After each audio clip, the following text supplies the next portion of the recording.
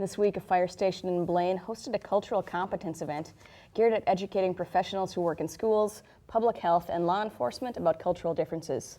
The day primarily focused on the Somali culture.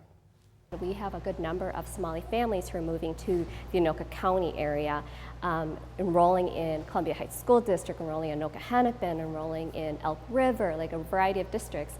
And so it's really wanting to make sure that we know our families and our students. Nearly 50% of Somalis that live in America live in Minnesota, and most have immigrated here in the last 15 years. In addition to a growing Somali culture, Carrie says that she sees people from many different cultures who speak a wide variety of languages every day in the Anoka Hennepin School District. We do see a variety of different families come through.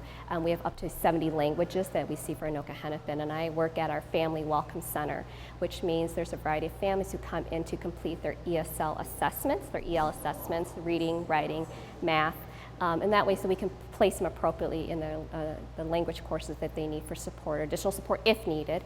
But with that, we get to see a variety of families, Arabic speaking, Hmong, Spanish speakers. As they learned about the differences across cultures, they also highlighted some simple and basic ideas that everyone can easily keep in mind. Generally, we tend to think that we would extend our hand to shake hands for someone who's brand new here and someone you're just meeting, whether you're going to a dinner party or whether someone's welcoming into your school or your office place and so forth.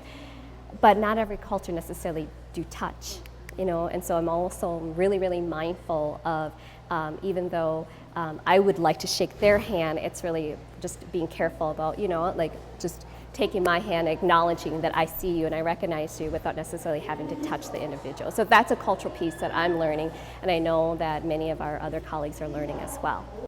Along those lines, they said to keep in mind that familiar behaviors can have different meanings depending on who you are interacting with. The Anoka County Immigrant and Refugee Committee hopes to be able to offer more training to professionals in the future.